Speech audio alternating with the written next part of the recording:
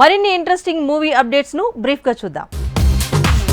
Pushpa team శ్రీవల్లికి gift ఇచ్చింది. సినిమాలో తన లుక్ ని రివీల్ చేసింది. బర్త్డేకి పుష్ప టీం గిఫ్ట్ ఇస్తే girl friend movie team teaser release ని వాయిదా వేసి షాక్ ఇచ్చింది.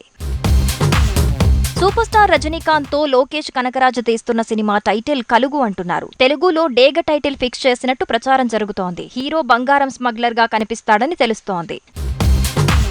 ఆత్లీ మూవీలో అల్లు అర్జున్ సరసన త్రిష హీరోయిన్ అన్నారు. కానీ సోషల్ మీడియాలో ట్రోలింగ్ పెరగటంతో సమంతని తీసుకున్నారనే ప్రచారం మొదలైంది. ఆత్లీ సమంతకే గ్రీన్ సిగ్నల్ ఇచ్చినట్టు గుసగుసల గోల పెరిగిపోయింది. రౌడీ స్టార్ విజయ్ దేవరకొండ, మృణాల్ కలిసి చేసిన మూవీ ఫ్యామిలీ స్టార్. ఈ సినిమా వరల్డ్ వైడ్ గా విడుదలైంది. మిక్స్డ్ టాక్ తో సరిపెట్టుకుంది.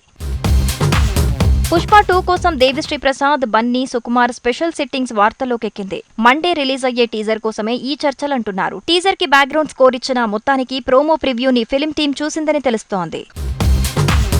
ఉస్తాద్ రామ్ తో పూరి జగన్నాథ్ తీస్తున్న మూవీ డబుల్ స్మార్ట్ శంకర్. ఈ సినిమా జూన్ 14న వరల్డ్ వైడ్ గా 5 భాషల్లో రానుంది. ఇక ఈ సినిమా 2 వారాల షూటింగ్ తో పూర్తవుతోందని తెలుస్తోంది.